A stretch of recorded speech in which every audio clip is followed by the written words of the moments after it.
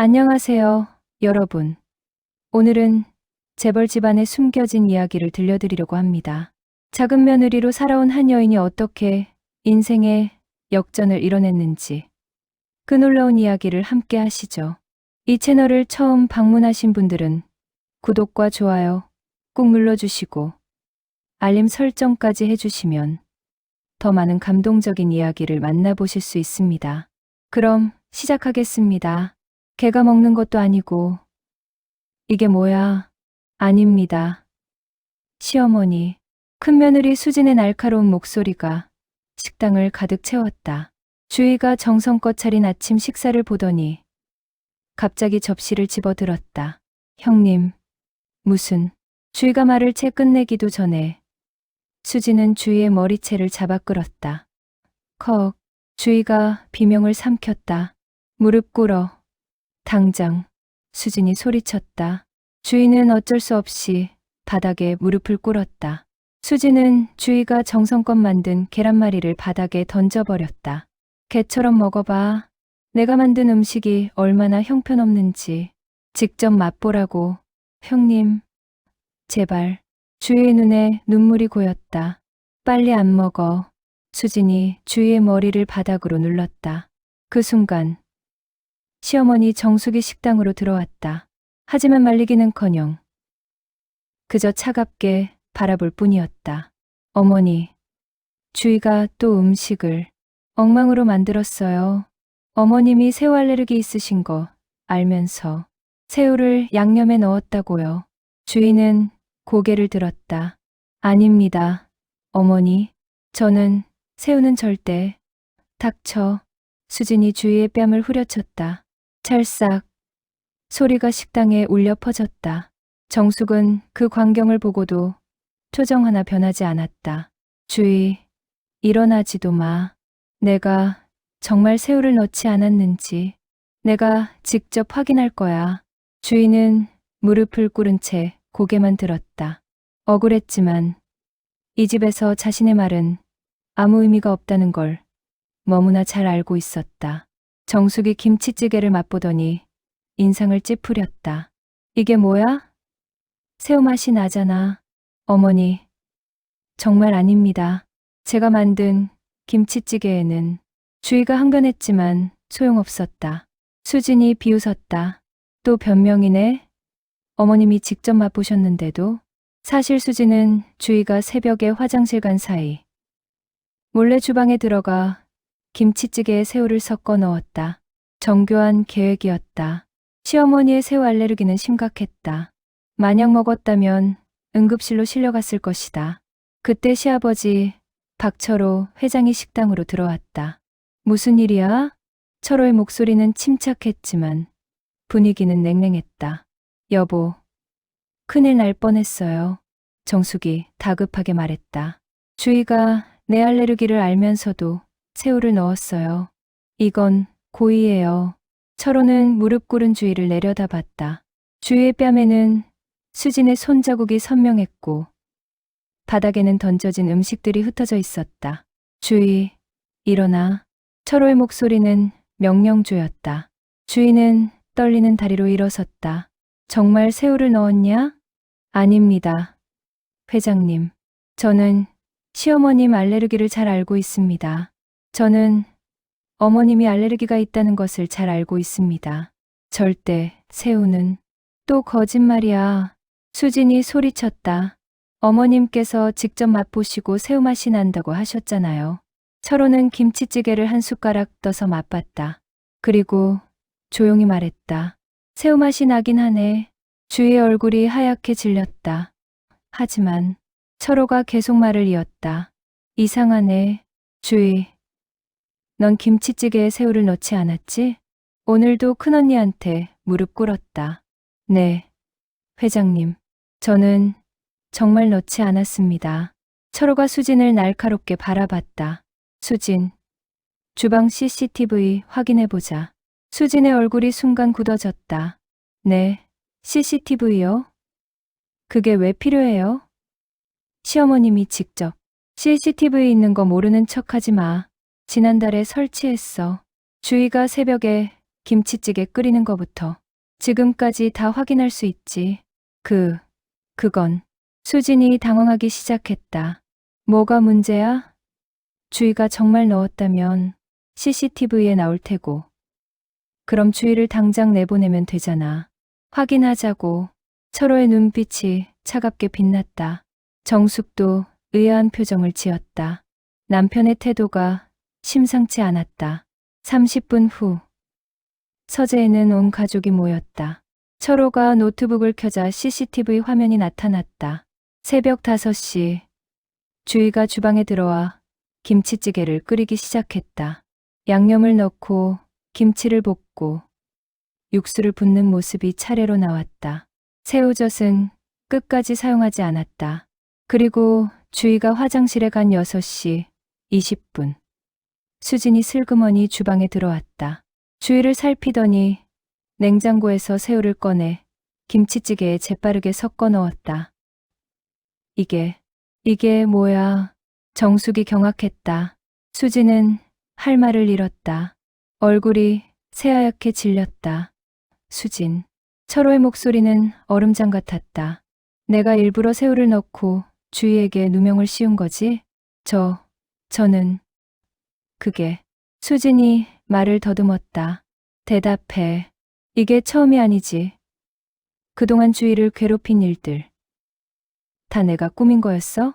수진은 더 이상 부정할 수 없었다.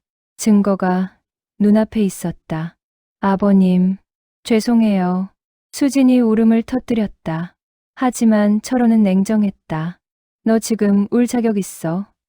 시어머니를 응급실로 보낼 뻔했고. 주희한테는 개처럼 먹으라며 음식을 바닥에 던지고 뺨까지 때렸잖아. 저는 그냥. 수진이 변명하려 했지만 철호가 손을 들어 제지했다. 주희. 철호가 주희를 불렀다. 일어나. 그리고 수진. 넌 주희 앞에 무릎 꿇어. 네. 수진이 소리쳤다. 무릎 꿇으라고 했어. 주희한테 한 것처럼. 철호의 목소리는 단호했다. 수진은 떨리는 다리로 주희 앞에 무릎을 꿇었다. 주희는 믿을 수 없다는 표정이었다. 사과해. 진심으로. 미안해. 수진이 억지로 말했지만 그 눈빛에는 분노가 가득했다. 그날 이후 집안 분위기는 묘하게 변했다. 수진은 표면적으로는 조용했지만 주희를 바라보는 눈빛에는 증오가 서려 있었다. 정숙도 여전히 주희를 못마땅해 했다. CCTV가 있다고 해서 내가 잘하는 건 아니야. 정숙이 차가운 목소리로 말했다. 애초에 내가 제대로 주방을 관리했으면 그런 일도 없었을 거 아니야. 주희는 더 이상 대꾸하지 않았다. 어차피 무슨 말을 해도 소용없다는 걸 알았다. 며칠 후 수진의 괴롭힘은 더 교묘해졌다. 주희의 화장품에 장난을 치거나 주희가 빨래한 옷을 일부러 더럽히거나 주희의 개인 물건을 몰래 숨기는 일들이 계속됐다. 어느 날 아침 주희는 자신의 서류 가방이 물에 흠뻑 젖어 있는 걸 발견했다. 안에 들어있던 중요한 서류들이 모두 망가졌다. 그것은 남편 민준이 회사에 제출해야 할 계약서 사본이었다. 어떻게? 주희가 절망적인 표정을 지었다. 그때 수진이 지나가다 일부러 물었다. 동서, 무슨 일이야? 서류가, 누가 물을. 주희가 말하려는데 수진이 끼어들었다. 아이고, 또 실수했어? 동서는 매사에 조심성이 없는 것 같아. 주희는 이제 알았다. 말해봤자 소용없다는 것을. 그냥 참고 다시 하는 수밖에. 하지만 그날 저녁 뜻밖의 전화가 왔다. 철호가 주희를 서재로 불렀다. 주희, 앉아봐. 네, 회장님. 철호는 차 한 잔을 건네며 조용히 말했다. 그동안 이 집에서 많이 힘들었지? 주희는 대답하지 않았다. 대답할 필요도 없었다. 철호는 이미 다 알고 있었다. 주희, 너 대학 어디 나왔지? 서울대 중문과입니다. 중문과? 철호가 놀란 표정을 지었다. 그럼 중국어 할 줄 아는 거야? 네. HSK 6급입니다. 중국에서 교환학생도 1년 했고 중국 기업 인턴 경험도 있습니다. 철호의 눈이 반짝였다. 왜 그걸 진작 말하지 않았어? 말씀드려도 믿어주실 거라고 생각하지 못했습니다. 주희의 목소리는 담담했다. 철호는 한숨을 쉬었다. 내가 미안하다. 며느리들을 제대로 보지 못했어. 그리고 철호는 본론을 꺼냈다. 사실 우리 회사가 지금 큰 위기에 처했어. 중국 기업과의 5천억 원 규모 계약이 불발될 위기야. 상대방이 갑자기 태도를 바꿨거든. 그게 통역 문제야. 우리 측 통역사가 중요한 부분을 오역했고 상대방이 성의가 없다고 판단한 거지. 주희, 내가 도와줄 수 있겠니? 주희는 망설였다. 제가 도움이 될 수 있을까요? 될 수 있어. 아니, 넌 이미 충분히 능력 있어. 다만 그동안 기회가 없었을 뿐이지. 다음 날, 주희는 철호와 함께 회사로 갔다. 회장실에는 이미 큰아들 민석과 둘째 민준이 와 있었다. 주희가 왜? 민석이 의아한 표정을 지었다. 주희가 중국어 전문가야. 이번 계약건 서류를 검토해 줄 거야. 철호가 설명했다. 주희는 중국 측에서 보낸 계약서와 통역본을 꼼꼼히 읽기 시작했다. 30분 후 조심스럽게 입을 열었다. 회장님, 여기 번역이 잘못됐습니다. 어디? 이 부분. 장치허조를 장기 협력으로 번역했는데 문맥상으로는 장치허통, 즉 장기 계약으로 읽어야 합니다. 그리고 이 조항은 주인은 차근차근 설명했다. 전문 통역사가 놓친 5곳의 중요한 오역을 모두 짚어냈다. 특히 위약금 조항은 번역 오류로 우리 측이 불리하게 이해하고 있었다. 민석의 표정이 변했다. 이게 맞나요?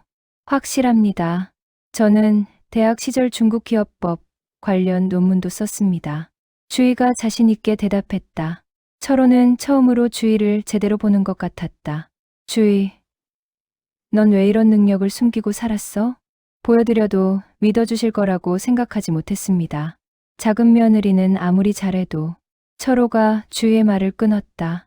그건 내 잘못이야. 미안하다. 그날 오후 긴급 임원회의가 열렸다.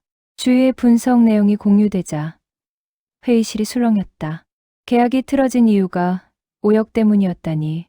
한 임원이 중얼거렸다. 철호가 결정을 내렸다. 주희를 중국 출장에 대동한다. 우리 측 통역으로. 아버지, 그건. 민석이 반대하려 했지만 철호는 단호했다. 반대 의견 없어. 주희가 이번 계약을 살릴 수 있는 유일한 사람이야. 그날 저녁 집으로 돌아온 주희를 수진이 가로막았다. 동서, 갑자기 회사 일까지 하게 됐다며? 주제 파악 좀 해. 동서는 며느리야. 직원이 아니라고. 주희는 조용히 대답했다. 회장님, 명령이에요. 명령? 수진이 비웃었다. 아버님이 일시적으로 동정심에 그러시는 거야. 곧 정신 차리실 거야. 하지만 수진의 예상은 빗나갔다. 일주일 후 주희는 철호, 민석과 함께 중국 상하이로 향했다. 상하이의 고급 호텔 회의실. 협상 테이블 양쪽에 한국과 중국 측 대표들이 마주 앉았다. 긴장감이 흘렀다. 중국 측 대표 리총이 날카로운 눈빛으로 한국 측을 바라봤다. 박 회장님, 지난번 협상에서 우리는 성의가 없다고 판단했습니다. 오늘은 달라졌기를 바랍니다. 통역사가 번역하려는데 주희가 먼저 유창한 중국어로 대답했다. 리 총재님, 지난번 오해가 있었습니다.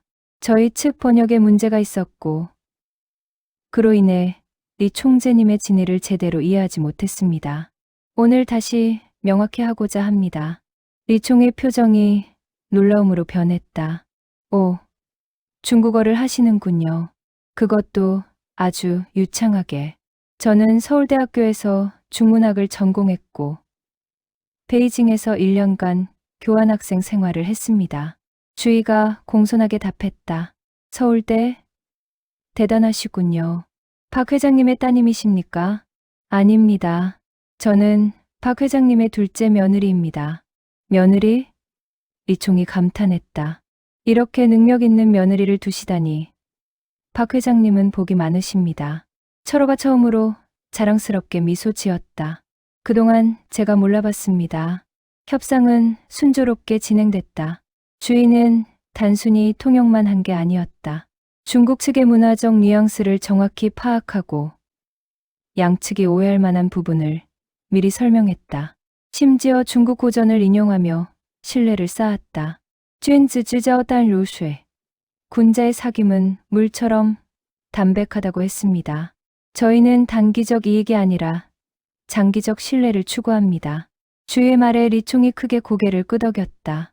3시간의 협상 끝에 계약은 성사됐다. 5천억 원에서 6천억 원으로 규모가 확대됐다. 박 회장님, 따님, 아니 며느리분 덕분입니다. 이런 인재를 회사에서 활용하지 않으신다면 아깝습니다. 리총이 진심으로 말했다. 철호는 주희를 바라봤다. 이제는 활용할 겁니다. 귀국 후 회사는 축제 분위기였다. 하지만 주희가 집에 돌아왔을 때 분위기는 달랐다. 정숙이 냉랭한 표정으로 주희를 맞았다. 출장 다녀왔다고 뭐가 대단하다고 그래. 며느리 본분을 잊으면 안 돼. 수진도 가세했다. 맞아요, 어머님. 요즘 막내 동서는 집안일은 아예 뒷전이네요. 주희는 여전히 새벽같이 일어나 식사를 준비했지만 아무도 인정하지 않았다. 그런데 며칠 후 철호가 또다시 가족회의를 소집했다. 주희를 정식으로 회사에 입사시킬 거야. 국제사업부 이사로. 정숙의 얼굴이 굳어졌다. 여보, 그건 너무 과한 거 아니에요? 과하지 않아. 주희 덕분에 6천억 원 계약이 성사됐고 우리 주가가 20% 올랐어. 이건 정당한 보상이야. 하지만 며느리가 회사 일까지 하면 집안일은 도우미를 더 고용하면 돼. 주희의 능력은 집안에만 묶어두기엔 너무 아까워. 민석도 의외로 찬성했다. 저도 찬성합니다. 주희의 능력은 인정할 수밖에 없습니다. 민주는 아내를 자랑스럽게 바라봤다. 주희야, 축하해. 하지만 정숙과 수진의 표정은 일그러져 있었다. 주희가 회사에 정식 입사한 후 수진의 방해 공작은 더욱 심해졌다. 주희의 업무 서류를 몰래 숨기고 회의 시간을 잘못 알려주고 심지어 주희의 컴퓨터 파일을 삭제하기까지 했다. 하지만 이번에는 달랐다. 주희는 더 이상 참기만 하지 않았다. 모든 중요 파일은 백업을 해두었고 회의 일정은 직접 확인했다. 어느 날 수진이 또다시 주희의 프레젠테이션 파일을 삭제했다. 하지만 주희는 침착하게 백업 파일을 열어 발표를 완벽하게 마쳤다. 회의가 끝난 후 철호가 주희를 불렀다. 주희, 넌 변했어. 네, 예전엔 당하기만 했는데 이제는 대처할 줄 아네. 좋아. 그게 진짜 실력이야. 주희는 미소 지었다. 배웠습니다. 회장님. 이 집에서 주희의 성공이 계속되자 수진의 질투는 관계로 변했다. 그녀는 이제 단순한 괴롭힘이 아니라 주희를 완전히 무너뜨릴 계획을 세웠다. 수진은 주희의 방에 몰래 들어가 개인 일기장을 찾아냈다. 일기에는 시댁에서의 힘들었던 감정들이 솔직하게 적혀 있었다. 시어머니는 늘 나를 무시한다. 언제쯤 인정받을 수 있을까? 오늘도 형님 앞에 무릎 꿇었다. 언제까지 이렇게 살아야 할까? 수진은 일기장을 복사해서 자신의 친정오빠에게 넘겼다. 그리고 친정오빠는 그것을 경쟁사에 팔아넘겼다. 며칠 후 폭탄이 터졌다. 박철호 그룹 둘째 며느리. 시댁 비방 일기 파문. 언론이 대서특필했고 주가가 흔들리기 시작했다. 긴급 가족회의가 소집되었다. 정숙이 분노에 찬 목소리로 소리쳤다. 주희, 내가 어떻게 감히 우리 가문을 이렇게 모욕할 수 있어. 어머님, 그건 제 개인 일기였습니다. 누군가 제 방에서 훔쳐간 겁니다. 훔쳐갔든 말든 쓴 건 내 잘못이잖아. 수진이 가세했다. 동서는 겉으로는 순종하는 척하면서 속으로는 우리를 증오하고 있었던 거잖아요. 민석도 심각한 표정이었다. 주희, 이번 일로 회사 이미지에 큰 타격이야. 책임을 져야 해. 아주버님, 일기는 사적인 부분입니다. 제 방에 불법 침입해서 가져간 건데 그래도 쓴 건 내가 쓴 거잖아. 정숙이 소리쳤다. 당장 회사 그만두고 이 집에서도 나가. 주희의 눈에 눈물이 고였다. 또다시 이렇게 끝나는 건가? 또다시 쫓겨나는 건가? 그때 철호가 차가운 목소리로 말했다. 다들 입 닥쳐. 회의실이 순간 조용해졌다. 주희, 내 일기를 누가 가져갔어? 모르겠습니다. 하지만 제 방에 들어올 수 있는 사람은. 철호가 수진을 날카롭게 바라봤다. 수진, 또 너지? 수진의 얼굴이 하얗게 질렸다. 아, 아니에요. 거짓말하지 마. 내 방에서 주희 일기장 복사본을 찾아냈어. 철호가 증거 서류를 던졌다. 그건. 그리고 내 친정 오빠가 경쟁사와 접촉한 기록도 다 있어. 통화 기록, 계좌 이체 내역, 전부. 수진은 더 이상 변명할 수 없었다. 철호가 자리에서 일어났다. 수진, 너 이혼해. 당장 이 집에서 나가. 아버님. 민석이 놀라서 소리쳤다. 그건 너무.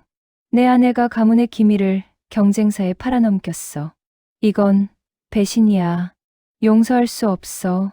정숙도 당황했다. 여보, 수진이가 설마. 증거가 다 있어요. 철호가 서류들을 내밀었다. 보시죠. 서류를 본 정숙의 얼굴이 굳어졌다. 모든 게 명백했다. 철호는 주희를 바라봤다. 주희, 미안하다. 내 일기는 개인의 영역이야. 내가 힘들었던 감정을 쓴 건 잘못이 아니야. 오히려 우리가 너를 그렇게 힘들게 한 게 잘못이지. 주희는 눈물을 참지 못했다. 처음으로 누군가 자신을 진심으로 이해해주는 것 같았다. 그리고 철호가 계속 말을 이었다. 이번 일로 내가 회사를 그만둘 필요 없어. 오히려 승진시킬 거야. 네? 모두가 놀랐다. 주희, 넌 부회장이 돼. 국제사업 전체를 총괄해. 수진이 집을 떠난 후 모든 것이 변했다. 주희는 부회장으로서 박철호 그룹을 이끌기 시작했다. 처음에는 회의적이던 임원들도 곧 주희의 능력에 감탄했다. 중국, 일본, 베트남, 태국, 아시아 전역으로 사업이 확대됐다. 주희가 총괄하는 국제사업부의 실적은 6개월 만에 3조 원을 돌파했다. 정숙은 여전히 주희를 완전히 받아들이지는 못했지만 적어도 존중하기 시작했다. 서로의 단호한 태도를 목격한 후 더 이상 함부로 대할 수 없다는 걸 깨달았다. 어느 날 저녁 정숙이 주희를 조용히 불렀다. 주희야, 잠깐 이야기 좀 하자. 네, 어머니. 정숙은 잠시 망설이다가 입을 열었다. 내가 그동안 너한테 너무 못되게 굴었어. 주희는 놀라서 시어머니를 바라봤다. 미안하다. 나는 내 능력을 보지 못했어. 아니, 보려고 하지 않았어. 작은 며느리라는 이유만으로. 시어머니, 너는 충분히 훌륭해. 이제는 며느리가 아니라 우리 그룹의 중요한 일원으로 대할게. 주희의 눈시울이 붉어졌다. 감사합니다. 시어머니. 1년 후 각처로 그룹은 아시아 최대 기업 중 하나로 성장했다. 주가는 4배로 뛰었고 국제사업부의 매출은 전체의 45%를 차지했다. 그리고 어느 날 철호가 중대 발표를 했다. 2년 후 나는 회장직에서 물러날 거야. 모두가 숨을 죽였다. 그리고 새로운 회장은 주희다. 아버지. 민석이 놀라서 소리쳤다. 민석아, 넌 대표이사로 경영, 일선을 계속 맡아라. 하지만 그룹 전체를 이끌 사람은 주희야. 지난 2년간 가장 뛰어난 성과를 낸 사람도, 가장 그룹을 위해 헌신한 사람도 주희야. 주희는 사양하려 했지만 철호는 단호했다. 이건 동정이 아니야. 능력에 대한 정당한 평가야. 민석도 결국 인정했다. 저도 찬성합니다. 주희가 자격이 있습니다. 정숙도 조용히 고개를 끄덕였다. 그래, 주희가 잘할 거야. 2년 후, 주희는 박철호 그룹의 회장이 되었다. 한국 최초의 며느리 출신 재벌 그룹 여성 회장이었다. 취임식에서 주희는 말했다. 저는 한때 이 집안에서 가장 작고 약한 존재였습니다. 하지만 포기하지 않았습니다. 오늘 이 자리에 선 모든 여성에게 말하고 싶습니다. 여러분의 가치는 누가 정하는 게 아닙니다. 여러분 스스로 증명하는 겁니다. 박수가 터졌다. 그날 저녁, 주희는 혼자 조용히 과거를 떠올렸다. 바닥에 무릎 꿇고 뺨 맞고 개처럼 취급받던 그날들. 그 모든 굴욕이 지금의 자신을 만들었다. 감사합니다. 주희는 조용히 중얼거렸다. 저를 이렇게 강하게 만들어 주셔서. 정숙은 며느리의, 아니, 이제는 회장의 모습을 멀리서 바라봤다. 복잡한 감정이 교차했다. 미워하고 싶었지만 한편으로는 존경스러웠다. 민주는 아내에게 다가가 손을 잡았다. 자랑스러워. 주희야, 고마워요. 하지만 이 자리까지 오는데 당신 도움은 없었어요. 주희가 씁쓸하게 웃었다. 알아. 그게 미안해. 이제부터라도 제대로 된 남편이 될게. 주희는 고개를 저었다. 이제는 필요 없어요. 저는 이미 충분히 강해졌으니까. 그날 밤, 주희는 창밖을 바라보며 생각했다.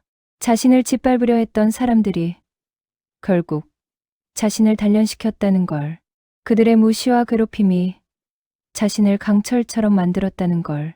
작은 며느리 주희는 더 이상 없었다. 이제는 박주희 회장이었다. 그리고 그녀의 이야기는 많은 이들에게 희망이 되었다. 포기하지 않으면 반드시 기회는 온다는 것을, 그리고 그 기회를 잡을 준비가 되어 있어야 한다는 것을. 여러분, 오늘 이야기 어떠셨나요? 주희처럼 힘든 시간을 겪으셨던 분들께 작은 위로가 되었으면 좋겠습니다. 때로는 가장 어두운 순간이 우리를 가장 강하게 만듭니다. 주희가 무릎 꿇고 뺨 맞고 모욕당하던 그 순간들이 결국 회장의 자리로 이끌었듯이 말입니다. 이 영상이 도움이 되셨다면 구독과 좋아요, 알림 설정 꼭 부탁드립니다. 다음에도 더 감동적인 이야기로 찾아뵙겠습니다. 감사합니다.